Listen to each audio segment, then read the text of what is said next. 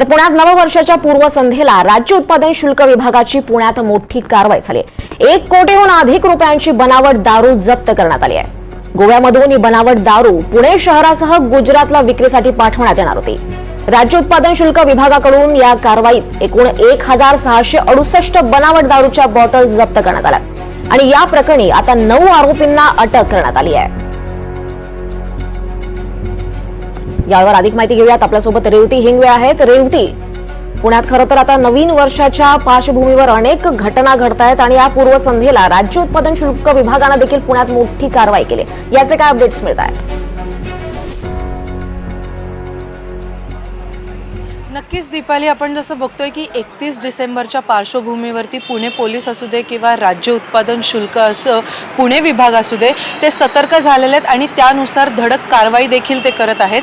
तर त्याच पार्श्वभूमीवरती आज राज्य उत्पादन शुल्क पुणे विभागाने 2 वेगवेगळ्या कारवाई केलेल्या आहेत आणि त्यातून त्यांनी जवळपास 1,20,00,000चा मुद्देमाल देखील जप्त केलेला आहे आणि 5 वाहनं देखील त्यांनी या कारवाईत जप्त केलेले आहेत आणि 9 आरोपींना देखील अटक करण्यात आलेली आहे। आणि पोलिसांच्या माहितीनुसार त्यातील काही जे आरोपी आहेत ते रेकॉर्डवरील गुन्हेगार देखील आहेत।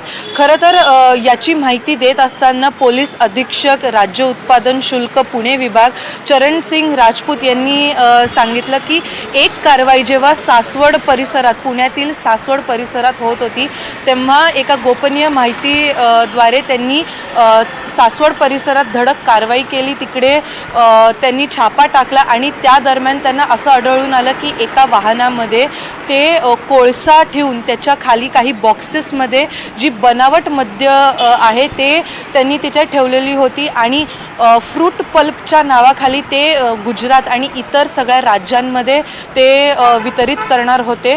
तर ही एक कारवाई झाली। त्यामध्ये त्यांनी 4 आरोपींना अटक केलेलं आहे आणि मुद्देमाल देखील जप्त केलेला आहे। यामध्ये एका लक्झरी बसचा देखील समावेश आहे। तर दुसरी कारवाई जी आहे ती पुण्यातील निगडी परिसरात त्यांनी केलेली आहे।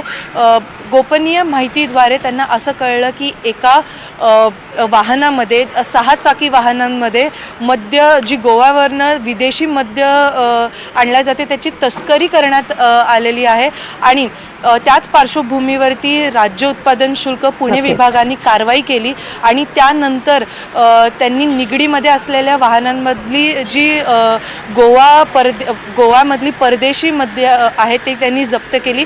असे एकूण जे 2 कारवाया आहेत त्याच्यामध्ये त्यांनी जवळपास 1 कोटी। नक्कीच रेवती, धन्यवाद आपण दिलेल्या या सगळ्या सविस्तर माहितीबद्दल।